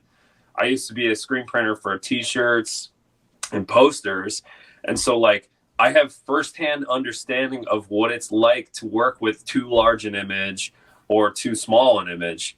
And so I have to keep those things in mind when I'm putting it through Photoshop and making a composition work the best for a band, and making sure that I'm sizing it pretty much to the max that it can be, because I want shirt designs, especially mine, to be as big as possible. Yeah. It's such a crime seeing so many awesome pieces of artwork like looking like they should be on a baby tee, like, or like a, you know what I mean? Like looking like they should be on a toddler's fucking onesie or something, or a baby's onesie. Like that kind of thing really bugs me. Yeah, I would say like two major things with my like design eye. The two things that bug me the most are skewed images of people's hard fucking work. Like stretched out fucking, you know, whether it's stretched out this way or that way without scaled proportions, fucking infuriates me. It makes me cringe. And then the other thing is seeing a really hard, like a design that deserves to be as big as possible, way smaller than it you know, it should be on a shirt. Yeah. That makes a lot of sense. That's good experience too, man, that you were a screen printer, because like that gives you that intuition on a lot of things. That's really good to hear. We got one more slide deck here. So we got Bloodspore, and then I also wanted to pull up one of the logos you designed too, because that's something else that you are really awesome at. Yeah. Logo work has been a journey. It is in itself an art form that requires a lot of fucking trial and error and understanding, because, you know, it might seem like kind of simple to scribble some shit on a page and scan it in and make a logo, but you have to be understanding of where this logo is going to be, where it's going to be put, what it's going to be put on, how it's going to be represented, like in so many ways. Like I can't tell you how many times I've seen logos just completely like look so super corny because the band decided to put a stroke over the whole thing, because whoever made the logo didn't account for being on a lighter background, or didn't account for it being on a darker background, or didn't account for it being on a busy background. And those things are like really fucking crucial to creating a logo.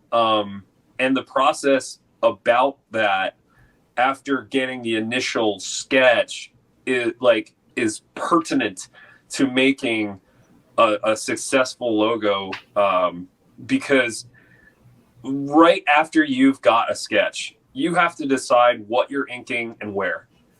And if you don't necessarily know, or if you just jump in and you make the line work of the logo, like the outline, then you're gonna hit a wall if you don't understand what it needs to look like at the end. Because and I do this, it's like I said, it is a constant learning process making logos, because you run into the weirdest complicated things however you're rendering. Like, you could just do block letters and it's all black, it's all ink black. Great, that's the most simplistic way to do it, right? And then you send it to the band, and hopefully someone's savvy enough to be able to change the color and be understanding of how it's going to sit on whatever background. But in the other side of things, flyers that are put together from band members that are just using fucking paint, or like whatever, they're just using some sort of whatever they can get their hands on, and just putting something out there so that they can put it on a poster or whatever, or a flyer to hand out at a show, like, or put on Instagram, or put, like, plaster all over the internet. It's like you have to like account for that, because like, you're sending them a solid inked logo, digitized, and hopefully high res and crisp, right? That's a whole other thing. So many logos I see that are just like pixelated because they've been blown out, or like blown up like bigger than they were made, or not like rendered enough, or like finalized and exported correctly, and like having it be all like jumbled and just crazy looking because someone doesn't know how to separate the line from the background when it's a flat JPEG, or like these things you just don't fucking think about. There's so many things that can go wrong. Like, unless you're just in the fucking trenches, And so, with logo design, I have definitely made a lot of fucking errors and learned a lot of things. But I highly encourage anyone that is looking to make logos to just do it as much as possible. And I don't discourage people from making mock logos of other bands, or like practicing like that. But I also don't know how much I would recommend continuing to make logos for bands that are like you're not sure they're going to stay together.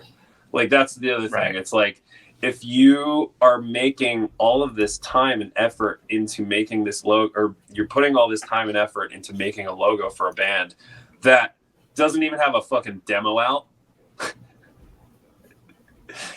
Yeah, I mean, like, be prepared to be fucking disappointed. Like, be prepared that it's a possibility that shit won't see the light of day unless they say it's okay. And then even then, it's like, yeah, I made this thing, but there's no music. Like, it's not a real band anymore. Like, yeah, no, that's a lot of good points, man. Such a fucking bummer. It's happened too many times. So I always require at least a fucking band recording off your fucking phone to hear something. If I can get stoked on it, I'll consider it. But yeah, I really don't I don't just do any old logo for anyone who hits me up anymore. I just don't have it in me to fucking be that disappointed. That's a good point. But yeah, yeah. Speaking on, I could talk about logos all day, dude. Like, this specific logo is probably my favorite. It was created with a lot less reference and just more of a feel, and it was created with less thought, but like initially, I should say, it was a lot of layering with this because I was like, how gross do I want to go? How like, and this was a band, mind you, this was a band that almost didn't exist. It was like after I made all of this effort into this logo, the dude, I'm not, he's a rad guy. I love him. I've worked with him before. We've done stuff. We've had great conversations, met up, had awesome experiences, and like he's a homie. But this band was kind of in the making. Right. And he was like, we want you to make a logo. And I was like, fuck yeah. Like, I just love he's an excellent musician. So like, there's some things you can just go on a whim and trust. And I took that leap of faith and I made this logo and I put all this time into it and I presented it and they loved it. And I was like, cool. But they also didn't have anything released. And they wanted me to do a cover at one point, which I kind of didn't prioritize for a while because it didn't feel like there was a lot of movement. And then eventually I'm like, hey, I'm ready to do the cover for this release. And they were like, don't worry about it. It's like, it kind of dissolved. And I was like, fuck. Fell into the trap. So now I can't show the logo. And, but then out of nowhere, the other day, I fucking get tagged in this thing. And I'm like, oh shit, it's my logo. And like, apparently It's being put out by Headsplit, and it's the homies they got their shit out, and it's awesome. And I'm really stoked on it. It's called, their band is called Impest. If you can't read it, fucking good. I'm glad you can't read it. And then, it's called Impest, and the release is Bone Pit. And it's sick. It's just super punishing, old school death metal. In a new era, you know what I'm saying? Created as a project from the dudes in Demiser and one member of Cloak. So if you're familiar with either of those bands, Cloak's Atlanta. Yeah, nice. Yeah. If you're familiar with either of those bands, definitely worth checking that out. And here's the actual tape. So fucking rewarding to receive the finished product. Here, 1 second. Yeah, that looks good how they laid it out there at the top. Yeah, that's the other thing. They did that. They were smart and put white behind it and just got rid of the excess. And that is something that I was not being super cognizant of because I didn't really think twice about it after he said it kind of dissolved. You know what I'm saying? Yeah. But it came out great. I'm fucking super stoked on the way it came out. And yeah, I mean, I'll say this logo it was an experiment in like how nasty and connected I could make the letter forms. Right. And it was an experiment in how nasty and busy I could make the background of it. And I would say a big influence logos for me, especially for death metal, is again David Mikkelsen, Ink Rituals. I'm sorry, not Ink Rituals, Ink Legions. Fucking just, I don't know. I love his approach at making logos. There's always more going on than just letter forms. There's like it's almost like it could be animated. It's just dripping and oozing and bleeding, and there's body parts and there's fucking severed heads and there's intestines, and it's just like so fun to look at his logos. And you can always tell if you have a design eye, you can always tell a David Mikkelsen from the rest. So and it's Ink Legions on Instagram. Ink Legions, yeah. Sick. Yeah. That's something I've never tried, and I don't really have the desire to really anytime soon is like logo work. I just don't think that's my skill set. at least not at this point, and I don't have as much a desire for that. But And that's that's so okay, cool that dude. you are doing that. Yeah, I mean, you got to figure out what you want to do and what you don't. I think Yeah, that's that's pretty actually important. something that Mickelson and I talked about on Form Terror Fridays. Like, there are a lot of artists out there that do their stuff really well. Like, I don't need to challenge myself all the time in doing what has already been done super well. But, you know, you don't want to limit yourself from creating and making and breaking new strides. So it's like, like being ambitious is always a great thing, but if your heart doesn't feel into it, then work on something that your heart is into. You know what I mean? So yeah, that's fair. I get it. Logo work is not for everybody. Like I got interested in logo work, I think the most after trying to create my band's logo. And seeing like the Lord of Logos. Literally, that's what his like title has become. Christoph Spajdel, the Lord of fucking Is that the Emperor logos. guy? What's that? The guy, is that the guy who did the Emperor logo and all his other black metal ones? Yes. Okay, yeah. Yep. Yeah, he became like the Lord of Logos after making that Emperor logo. And well, I should say after, you know, his work was put out there enough. That was what he was considered. I don't know if he coined that phrase or what, but either way, he's an awesome guy. And he changed the fucking game. I don't know who before him was doing like I want to learn more about logos from death metal, but I think it was mostly like just dudes drawing on their desk in school.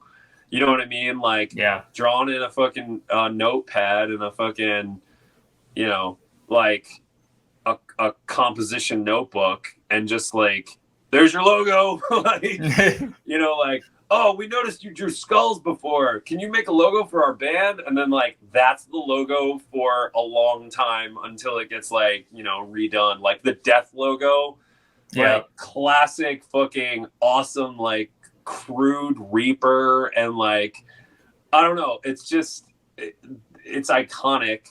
Like doing things in that fashion and keeping with that style is in itself an art form within logo making. Like logos are they are such, there's such a varying degree of where you could go with making letter forms to represent a band or shapes. Fucking like amorphous blobs are the letter, you know, are actual logos, you know, it, like Bloodsport is a good example. Yeah, I feel like I just wanted that one to look as fucking nasty as I could. Like I just wanted to challenge myself in like delving into death metal. I was like, well, fuck, man. Like, if we're going nasty, we're going all in. And I did that with Scratchboard originally. Oh, really? Yeah. And then I like put it in Photoshop and I was messing around with it. And then I was just like, I want to fuck with this even more in this. And then I did so many weird like processes to make that finalized. Originally, you could kind of read it.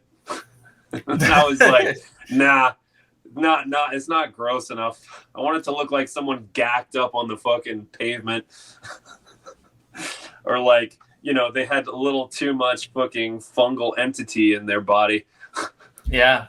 No, I like how you kind of incorporated the fungal look to it in like a subtle way. Or at least that's how I see it. Like the kind of growths. Yeah, I mean, absolutely. I wanted there to be like fungal tendrils in that. It needed to have mycelium. It needed to speak to the imagery that I wanted to create for the project. And I was fascinated with cordyceps, Ophiocordyceps, the parasitic fungi that takes over its host, mainly insects, especially ants. I think I saw a National Geographic piece on the ants that became like zombified by fungi and like was just fucking, yeah, that was it for me. I was just like, I need to know everything about this. And then that obviously was the inspiration for Last of Us. Last of Us. Yeah, baby. Which is awesome. Oh, it's so cool. I remember like someone telling me about it after I got like fucking obsessed with it.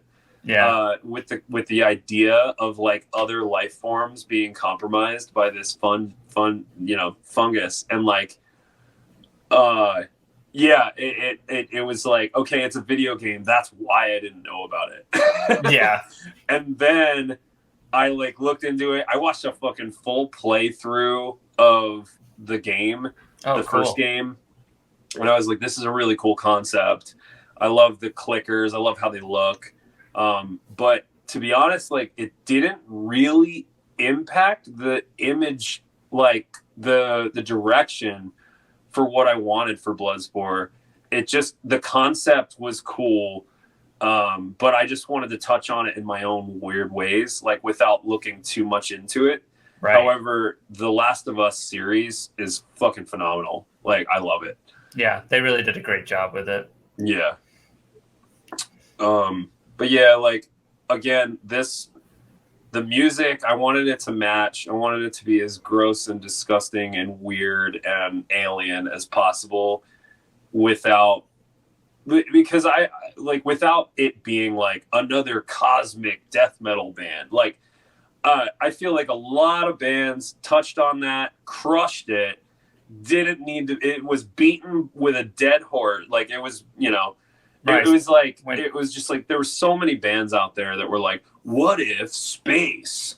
Yeah, I feel you. I was like, yeah, totally. But what about Earth and like the fucking weird shit that grows in the fucking under like rocks and out of trees and like in the soil just lurking? Like, what about that shit? What about that weird fucking poisonous, fucking hallucinogenic, fucking mind altering fucking like life source that is just kind of existing and like almost like coexisting with it's like another life form that seemingly is more advanced, seemingly is more intelligent and sentient, and like thinking about it in that term and going, well, what if fucking fungi is just waiting?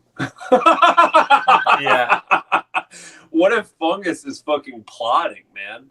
Like, what if we're the fucking intruders? And making that like project with some talented musicians has been fucking cool. Like seeing it blossom. But I gotta say, Chris, the vocalist, has taken the reins on the direction of the storylines, the things that he wants to express. It's like the lyric writing, like what's going on. Yeah, he's the lyricist. He writes the lyrics. He develops the concepts.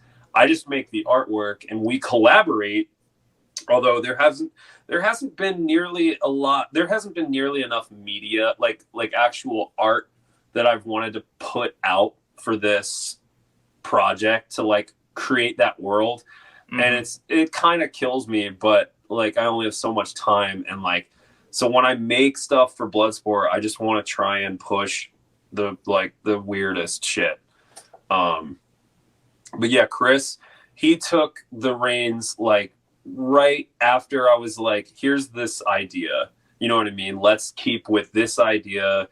Like he wrote lyrics and just went off on this story that is just progressing and becoming more interesting, and like pulling from different sources of inspiration and books and movies and things like that, and comic books, and like melding them into his own ideas.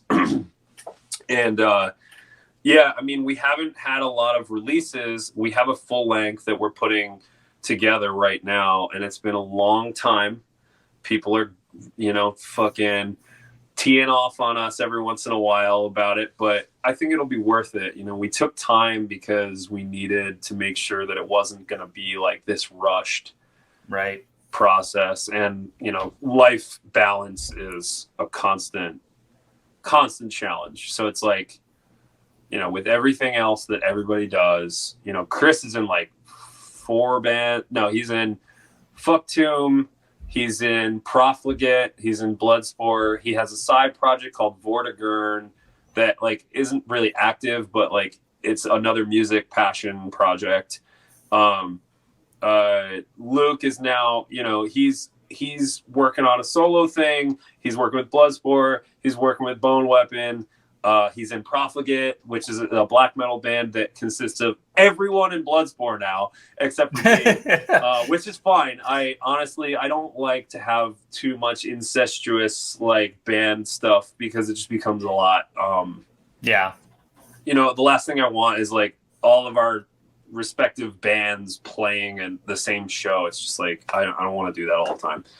So, but yeah, like we're all busy. We all have like a lot going on outside of that specific project, but always really fucking cool. Like just making weird ideas come to be with Bloodsport. That's sick, man. Yeah. Doing the music and the art, that you have a lot of influence, and I imagine your own critic when it comes to like the actual piece that's coming out, but it's pretty convenient when you can just do your own drawings. Yeah. I mean, I don't reach out to other artists for, I don't commission other artists for any band projects that I'm involved in. And part of me is like, I want to change that soon because I'd like to see the process that other artists go through for commissions. Like, that's always been interesting. Like, I've always been curious about that, and I feel like I should have looked into that further, like sooner. Like doing this interview is like going to be insightful for me on how to conduct Form Terror Fridays too. Like, just because, like, you go, you do things, you experience them, and you learn to be able to like, make more or do more or figure, you figure things out by, your peers showing you what they know and vice versa. Exactly. And like, I don't want to get caught up in like competition, like thoughts and things like that. It's more like I need to see what other people are doing that I might not be doing that could potentially help my business, that could potentially help whatever I'm doing that I'm passionate about. And, hopefully someone takes stuff away from whatever the hell I'm babbling about. At the very least, having a good time. It's been a ton of fun, dude. That's the most important thing. You got to have a fucking good time on this goddamn rock. Because if you don't, if you're just like spending your life like working from some fucking company and like not embracing anything that you're passionate about, like why the fuck are you alive? Like what satisfaction are you getting out of like just doing a job for someone else? Like, yeah, of course there's rewarding aspects in anything that you do when you're getting paid to do it. It's like the bonus, you know what I mean? But like, not everyone, like I feel like there's few people out there that actually want to be sitting in a fucking cubicle all day, like doing telemarketer calls or like working on TPS reports. Best movie ever, man. You know what I mean? Like, yeah, that kind of shit is just, it's beyond me that like I would never allow myself to be put in those kinds of positions. Like even right now, like I work for I work for fucking Home Depot, and like I don't I don't let it consume me. I used to like just be there all the fucking time. I worked at a Lowe's. I was a manager, and it was just like so time consuming. It was such a life suck. It was like, Yeah. there's no time for creativity. There's no time. You're just tired as fuck every day, working like 12, 13-hour shifts sometimes because you have to worry about what like coverage isn't happening or like what people aren't, getting done for the department and shit like that. And it's like, dude, this is not what I'm here on the earth to do. Like, this is not what the experience is all about of life. Like, this is merely a fucking facet of what we have to do to be able to keep affording to do what we love. Like, we shouldn't be fucking just settling for what it is that we like essentially have to be like doing just to get by.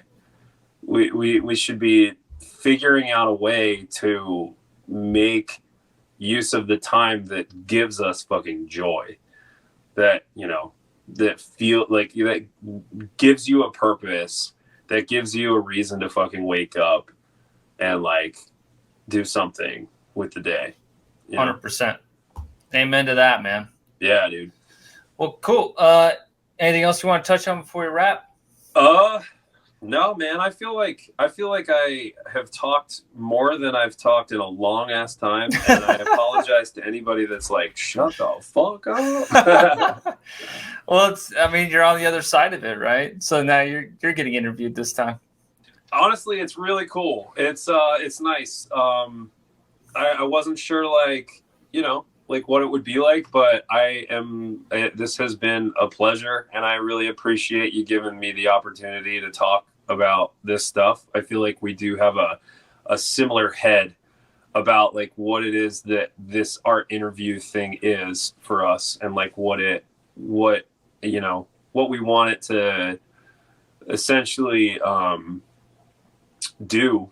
It's just bring inspire people together, have people feel empowered enough to pick up a pen or a pencil or go and make pottery or fucking spit into a jar and collect it until you can sell it online and it becomes something that another artist will sculpt into a snot sculpture and then make millions. Yeah, I'm riffing. I don't know. No, man, that's the future art right there. Well, hey, on that note, please check out Fred at Formterror Growth's Instagram channel. He's doing on his, I think it's through the Instagram Reels, but he does Formterror Fridays. So similar kind of thing, talking with other artists, especially in the metal scene. You do it pretty consistently, a couple times a month, right? I try to. It's hard, man. Like I definitely feel like I would like to get it to a bigger level, like better production, branch outside of Instagram. But for now, it's just a nice like little thing to be able to converse with different artists, and hopefully someone gets something out of it. It's really just it's live stream Instagram right now. I post it on my feed. You can find it on my Reels. There's been a lot of fucking awesome artists that I've had the pleasure of talking to, meeting, getting to know them. I recommend if you if you can stomach me talking about shit right now on this, you might be interested in hearing me talk to other people and having them talk about what they do and why and how and stuff. Sweet. And also, while you're here, please subscribe to the YouTube channel. There'll be more coming. I'm also doing a couple a month, and there's some heavy hitters down the line. But yeah, thank you so much. Go and stay on just for a second, Fred. Yep.